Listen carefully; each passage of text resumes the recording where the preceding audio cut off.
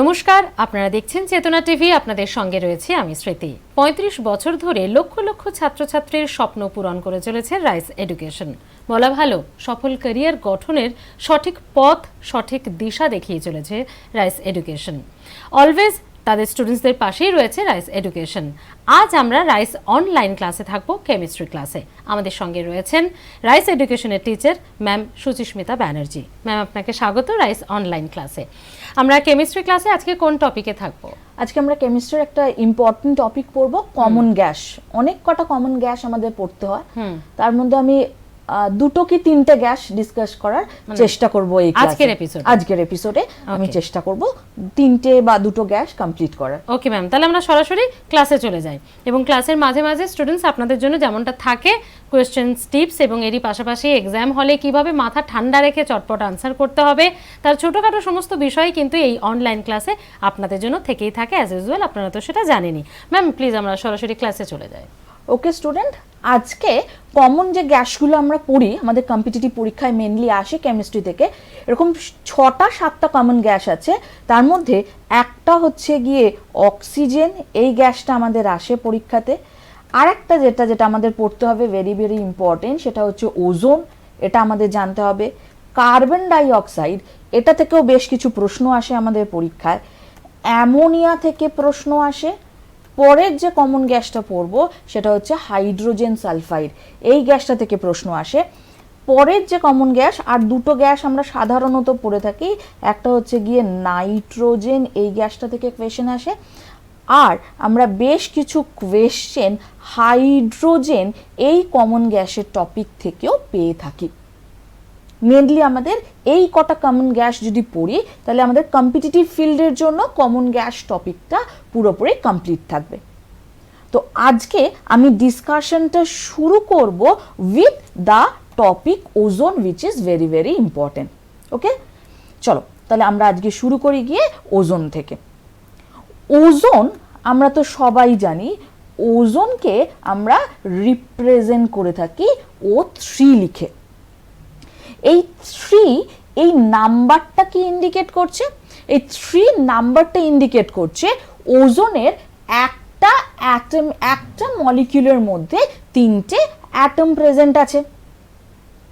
Next, আমরা যদি ওজোনের বেশ কিছু ইনফরমেশন জানতে চাই, তাহলে আমরা প্রথমটাই বলবো ওজোন অ্যাটমসফিয়ারের একটা স্পেসিফিক লেয়ারে প্রেজেন্ট থাকে।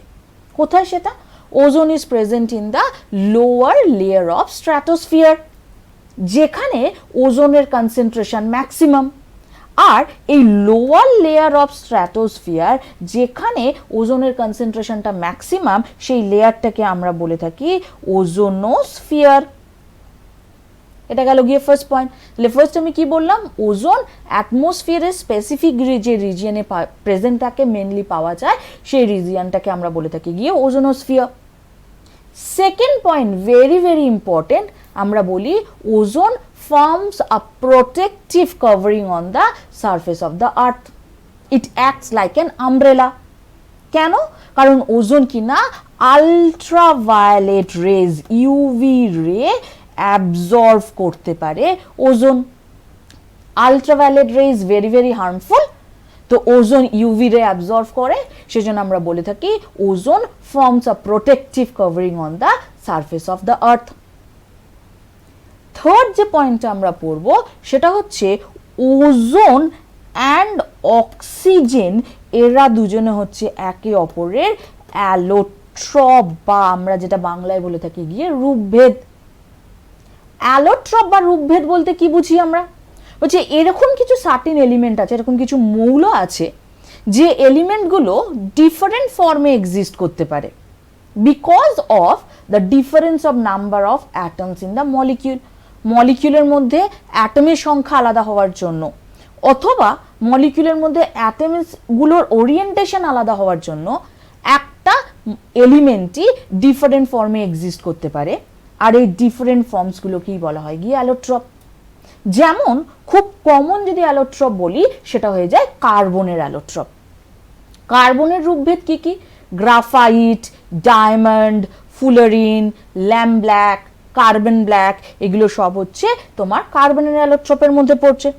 সিমিলারলি ওজোন আর অক্সিজেন এই দুটো হচ্ছে অ্যালোট্রপ অফ ইচ আদার।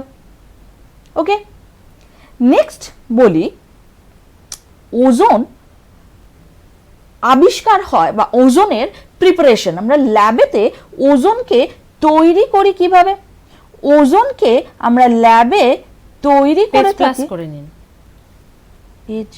হ্যাঁ, ওজোনকে আমরা ল্যাবেতে তৈরি করি কিভাবে?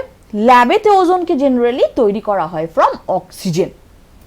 অক্সিজেনের মধ্যে ইলেকট্রিক ডিসচার্জ পাঠানো হয়।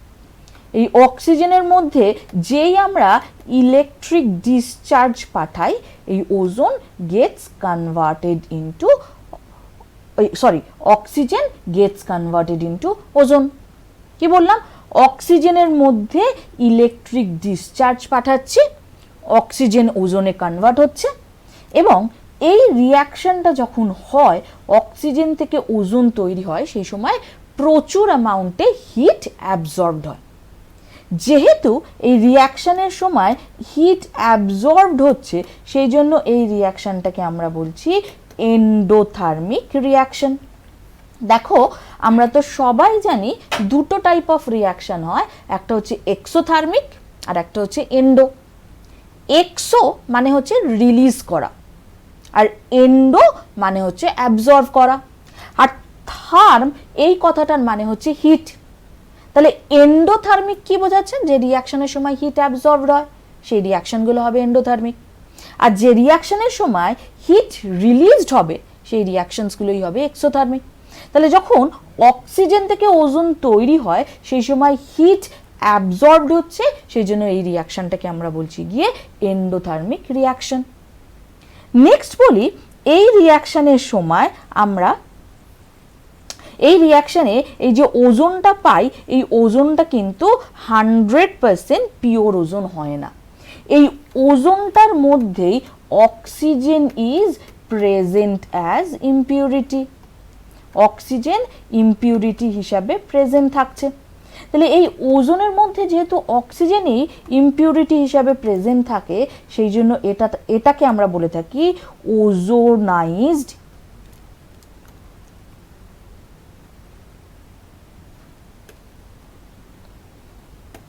এটাকে আমরা বলে থাকি গিয়ে ওজোনাইজড অক্সিজেন। ওজোনও আছে আবার অক্সিজেনও আছে, সেজন্য এটাকে আমরা বলছি গিয়ে ওজোনাইজড অক্সিজেন। তাহলে এই ওজোনাইজড অক্সিজেন থেকে এবার আমাদের তো পিওর ওজোন পেতে হবে। কি করা হয়? এই ওজোনাইজড অক্সিজেনের আমরা ফ্র্যাকশনাল ডিস্টিলেশন করি, আংশিক পাতন। এই ওজোনাইজড অক্সিজেনের ফ্র্যাকশনাল ডিস্টিলেশন করলে আমরা 100% পিওর ওজোনটা পেয়ে যাই। ওজোনাইজড অক্সিজেনের ফ্র্যাকশনাল ডিস্টিলেশন করলাম, সেই ক্ষেত্রে আমরা 100% পিওর ওজোন পেয়ে যাব। তাহলে এই গেল গিয়ে পুরো প্রসেস, যে প্রসেসে আমরা ওজোনকে ল্যাবেতে তৈরি করে থাকি। নেক্সট আমরা যেটা পড়ব সেটা হচ্ছে ওজোনের বেশ কিছু প্রপার্টিজ।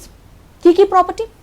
ফার্স্ট প্রপার্টি হচ্ছে ozone is blue in color. Ozone is blue gas having the smell of rotten fish. Okay? ওজোনের স্মেল হচ্ছে গিয়ে পচা মাছের মতন, ওজোনের ভুল বললাম, ওজোন ব্লু কালারের গ্যাস হ্যাভিং ফিশি স্মেল, আসছে গন্ধযুক্ত গ্যাস হচ্ছে গিয়ে ওজোন। এর রেসপেক্টিভ বলি, ওজোনের মতনই আর একটা গ্যাস আছে, তার নাম হচ্ছে গিয়ে ফসফিন। এই ফসফিনের স্মেল কিন্তু রটেন ফিশ। ওকে, গোলাবে না এখানে, ভেরি ভেরি ইম্পর্টেন্ট। যখন আমাদের বলবে গিয়ে ফিশি স্মেল, কনফিউজিং ব্যাপার, ফিশি স্মেল যদি বলে কোন গ্যাসের, তখন আমরা সেটা করব ওজোন। আর যদি বলবে কোন গ্যাসের রটেন ফিশ স্মেল, তখন সেটা হচ্ছে গিয়ে ফসফিন। আমরা তো সবাই জানি রটেন এগ ইকুয়েশনটা আসে পরীক্ষাতে, gas having the smell of rotten egg. Rotten egg যখন হবে তখন সেটা হবে হাইড্রোজেন সালফাইড। নেক্সট প্রপার্টি বলবো সেটা হচ্ছে ওজোনকে অ্যাবজর্ব করতে পারে যে compound, that is turpentine oil. টারপিন তেল ওজোনকে অ্যাবজর্ব করে। ওজোন ইনফ্যাক্ট এটা কিন্তু খুব একটা স্টেবল তা নয়, ozone is very very unstable in nature. Ozone খুব ইজিলি অক্সিজেনে কনভার্ট হয়ে যায়। ইনফ্যাক্ট এখন একটা গ্লোবাল ইস্যু চলে, সেটা হচ্ছে ওজোন লেয়ার ডিপ্লিশন বা ozone hole, which is very very important। এরকম কিছু স্পেসিফিক গ্যাস আছে, যেমন কি আমি বলি গিয়ে সিএফসি, ফুল ফর্ম হচ্ছে ক্লোরোফ্লোরোকার্বন, বা আমি বলতে পারি সিএফসির মতনই আর একটা গ্যাস, সেটা হচ্ছে গিয়ে ফ্রিয়ন। সিএফসি, ফ্রিয়ন, এই সমস্ত গ্যাসগুলো কিনা ওজোন লেয়ার ডিপ্লিশন করে দিচ্ছে, থিকনেস অফ ওজোন লেয়ার আস্তে আস্তে কমে যাচ্ছে। এই reduction in the thickness of ozone layer, এটাকেই আমরা কমনলি বলে থাকি গিয়ে ওজোন হোল, বা ভালো কথা বলতে গেলে আমাদের বলতে হবে ওজোন লেয়ার ডিপ্লিশন। তাহলে বললাম দুটো গ্যাস সাধারণত ওজোন লেয়ার ডিপ্লিশনের জন্য মেনলি রেসপন্সিবল, একটা হচ্ছে সিএফসি ক্লোরোফ্লোরোকার্বন, আর একটা হচ্ছে ফ্রিয়নস যেটা হচ্ছে শুধু ফ্লোরোকার্বন। সিএফসি বললাম ক্লোরোফ্লোরো, নামই বোঝাচ্ছে ক্লোরিনও আছে ফ্লোরিনও আছে, আর ফ্রিয়ন হচ্ছে শুধু কিনা ক্লোরোকার্বন। এই দুটো গ্যাসই মেনলি ওজোন হোল তৈরি করে। এবার বলি এই গ্যাসগুলো কিন্তু ডাইরেক্টলি ওজোনের সাথে রিয়াকশন করে ওজোন লেয়ারকে ডিপ্লিট করতে পারে না। সিএফসি বলো বা ফ্রিয়নই বলো, এরা দুজনেই সানলাইটের প্রেজেন্সে ভেঙে যায়, বিয়োজিত হয়, ডিসোসিয়েট করে এরা তৈরি করে গিয়ে ক্লোরিন র্যাডিকেল। যে ক্লোরিন র্যাডিকেলটা, আমরা ক্লোরিন র্যাডিকেলকে Cl ডট লিখে রিপ্রেজেন্ট করে থাকি, যে ক্লোরিন র্যাডিকেলটাই আলটিমেটলি ওজোনের সাথে রিয়াকশন করে, আর তখন ozone this gets converted into oxygen, তাহলে ওজোন লেয়ারে ডিপ্লিশন হয়ে যাচ্ছে। এবং এই রিয়াকশনটা চেন ওয়েতে চলতে থাকে, সেই জন্য আমাদের কন্টিনিউয়াসলি ওজোন লেয়ার ডিপ্লিট হতে থাকছে। ইনফ্যাক্ট আগে কুলিং এজেন্ট হিসাবে, রেফ্রিজারেটিং এজেন্ট হিসাবে সিএফসি বলো, ফ্রিজে ইউজ করা হতো, এসিতে ইউজ করা হতো ফ্রিয়নস, কিন্তু এখন কুলিং এজেন্ট হিসাবে সিএফসি বা ফ্রিয়নের ইউজটা ব্যান্ড হয়ে গেছে। তার বদলে কুলিং এজেন্ট হিসাবে এখন লিকুইড অ্যামোনিয়া ইউজ করছে, কারণ লিকুইড অ্যামোনিয়ার ওজোন লেয়ার ডিপ্লিট করতে পারে না। সিএফসি বা ফ্রিয়ন ইউজ করলে ওজোন লেয়ারকে ডিপ্লিট করবে। এই পোর্শনটা থেকে, এই ওজোন লেয়ার ডিপ্লিশন, এই পোর্শন থেকে প্রত্যেক বছরই আমাদের পরীক্ষাতে কোনো না কোনো কোয়েশ্চেন পাই। যেমন আমি একটা কোয়েশ্চেন বলি, এটা বিসিএস এই আসা প্রশ্ন, বিসিএস প্রিলি পরীক্ষায় আসা প্রশ্ন। প্রশ্নটা ছিল যে এরকম চারটে অপশন ছিল, একটা ছিল গিয়ে HCFC, একটা ছিল গিয়ে তোমার CaOCl, একটা ছিল কার্বন টেট্রাক্লোরাইড CCl4, আর একটা ছিল গিয়ে ফ্রিয়ন। এই চারটে অপশনের মধ্যে কোনটা ওজোন লেয়ার ডিপ্লিট করতে পারে না? তাহলে এইমাত্র আমি কি বললাম, ওজোন লেয়ার ডিপ্লিট হয় কার জন্য? ক্লোরিন র্যাডিক্যালটাই ওজোনের সাথে রিয়াকশন করছে, সেটাই ওজোন লেয়ারকে আলটিমেটলি ডিপ্লিট করছে। তার মানে যে ক্লোরিন র্যাডিক্যাল তৈরি করতে পারবে না, যেটা থেকে ক্লোরিন তৈরি হওয়ার কোনো জায়গা নেই, সেখানে আমার কোনোভাবেই সেই কম্পাউন্ডটা কোনোভাবে ওজোন লেয়ারকে ডিপ্লিট করতে পারবে না।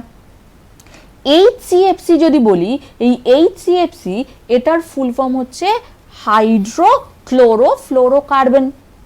তাহলে ক্লোরিন আছে, তার মানে ক্লোরিন র্যাডিক্যাল তৈরি হতে পারে। CaOCl, চোখেই দেখা যাচ্ছে এর মধ্যে ক্লোরিন অ্যাটম আছে, তার মানে এরও পসিবিলিটি আছে ক্লোরিন তৈরি করার, chlorine radical. CCl4, chlorine radical তৈরি হবে। কিন্তু ফ্রিয়ন, এইমাত্র বললাম, এটা হচ্ছে গিয়ে তোমার